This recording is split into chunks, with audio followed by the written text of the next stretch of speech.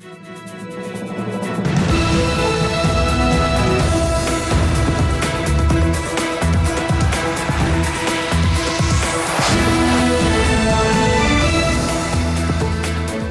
good evening. This is TV7 Israel News broadcast to you from Jerusalem, and in today's top stories. Tens of thousands of Israelis flood the streets of Jerusalem in support of the government's aspiration to pass a judicial reform. The Israeli Navy and U.S. Fifth Fleet hold a joint maneuver near the strategic Strait of al-Mandab amid rising maritime tensions versus Iran. Pentagon Press Secretary Brigadier General Pat Ryder highlights that the United States is not interested in war with Russia amid rising tensions in Syria. Following a month-long recess, Israel's parliament, or Knesset in Hebrew, is set to open its summer session with a collection of sensitive bills and policy decisions. During the 3 months ahead, coalition lawmakers will attain a window of opportunity to pass legislation which relates to overhauling the judiciary as part of the Israeli coalition's proclaimed intention to reassert a long-lost balance between the three branches of government. And while negotiation teams for both the coalition and opposition, under the auspices of President Yitzhak Herzog, are proactively engaged in talks to reach a viable compromise agreement on the judicial reform, representatives of the president's residence have clarified to both negotiating teams the talks between the sides will not be allowed to continue endlessly. Moreover, they stress that if the sides fail to reach agreements within a reasonable period of time, an expiration date for the talks would be set. Meanwhile, senior officials of the ruling Likud party have voiced concern over a growing perception in which Prime Minister Benjamin Netanyahu is trying to stall for time rather than push the judicial reform through legislation. Consequently, Justice Minister Yariv Levin recently launched a campaign in which he sought to press Prime Minister Netanyahu not to delay the reform or even pull back from it altogether. This pressure campaign peaked last night when Minister Levin, in cooperation with Finance Minister Bezalel Smotrich among others, called for a mass demonstration in Jerusalem, relabeling it as a million-strong demonstration.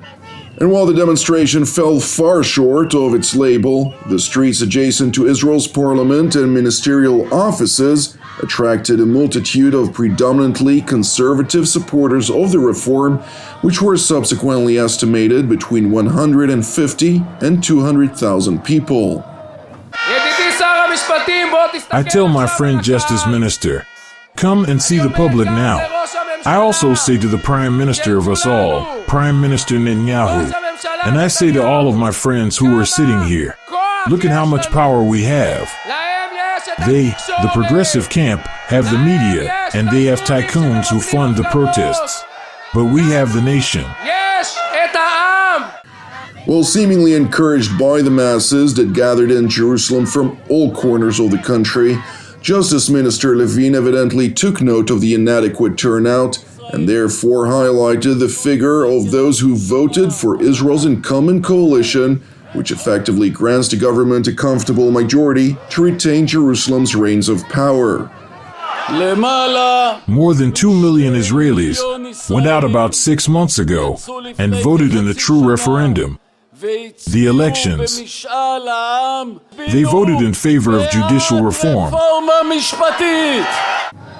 It is important to highlight that Justice Minister Levin remains vocally committed to changing the makeup of the Judges Selection Committee in particular, and plans to hold up appointments to the Supreme Court, including appointing a court president, in the event in which negotiations at the president's residence fails to yield results within the next 3 months.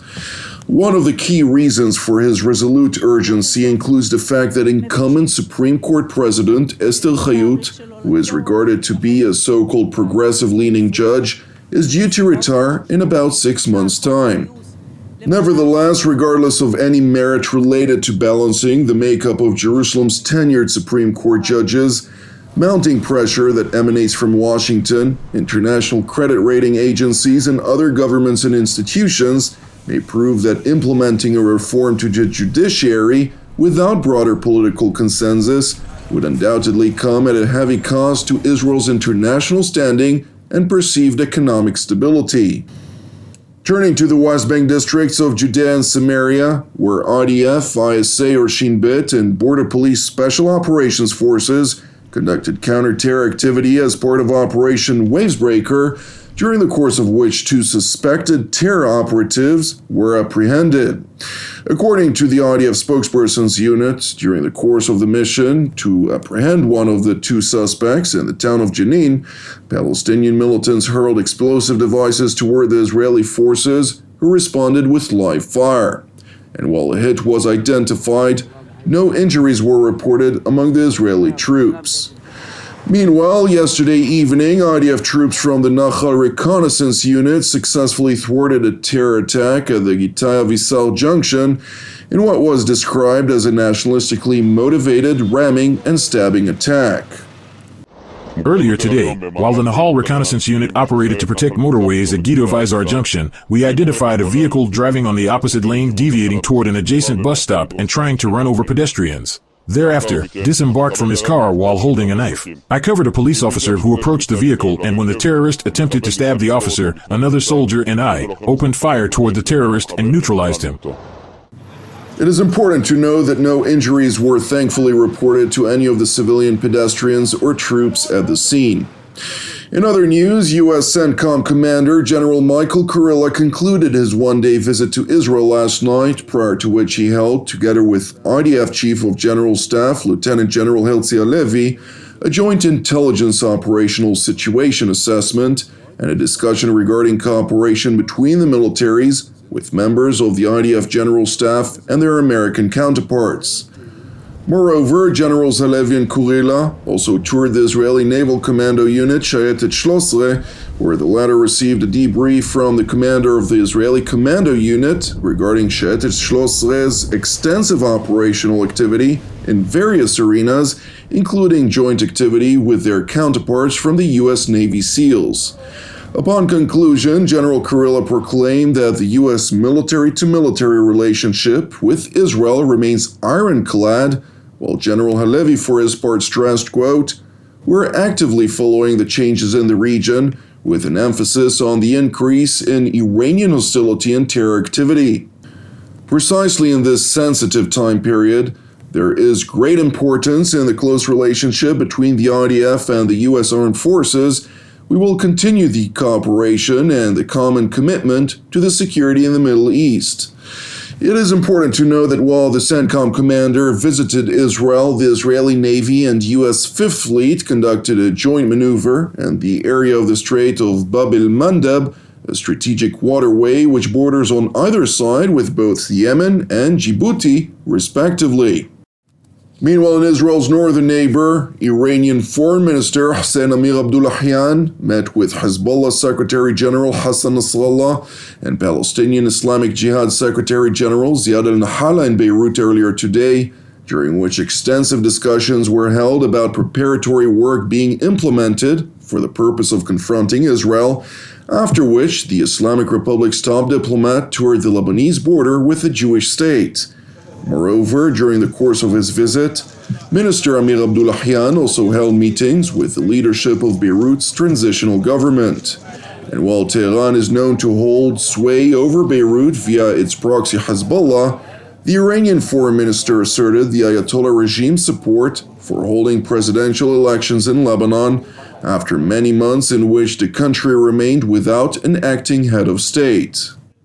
It is interesting to know that while Tehran's top diplomat visited Lebanon today, Iran's top defense official, Brigadier General Mohammad Reza Ashtiani, traveled to India's New Delhi this morning as India's Defense Minister Ranjith Singh chaired a meeting of the Shanghai Cooperation Organization's defense ministers, including Russia, China, Kazakhstan, Tajikistan, Kyrgyzstan, Pakistan, Uzbekistan, and Belarus, among others. This meeting comes at the heels of a separate meeting, which was hosted by Russian Defense Minister Sergei Shoigu in Moscow on April 25th, together with the defense ministers and intelligence chiefs of Iran, Syria, and Turkey, as part of Russia's bid to mediate a normalization accord between Ankara and Damascus. And while limited information emerged out of this meeting, the top defense and intelligence officials from the four countries reportedly discussed provisions related to security guarantees which Turkey demands in return for its plausible withdrawal of troops from Syrian soil, a prerequisite which the Assad regime demands for normalization of relations with Ankara to become a viable reality. It is separately worth noting that this meeting also included messages which Turkey conveyed on behalf of the United States amid rising tensions between Russia and American forces in Syria. These tensions surfaced after heavily armed Russian aircraft flew dangerously close to American infrastructure in Syria, in which the Pentagon warned could lead to dire consequences. We recognize that this type of activity by Russia is very inappropriate. It also is very dangerous. But we're not seeking to get into a conflict with Russia, nor are we looking to divert attention from why it is that we're there. So we'll continue to use the deconfliction line. We'll continue to use both public and private means to communicate with the Russians on what is and is not appropriate. Thank you for watching TV7 Israel News. As ever, I would like to also encourage you to unceasingly pray for our persecuted brothers and sisters worldwide, as well as for the peace of Jerusalem and salvation of Israel. I'm Jonathan Hassan. Until we meet again, God willing, wishing you a Shabbat Shalom u'mevorach.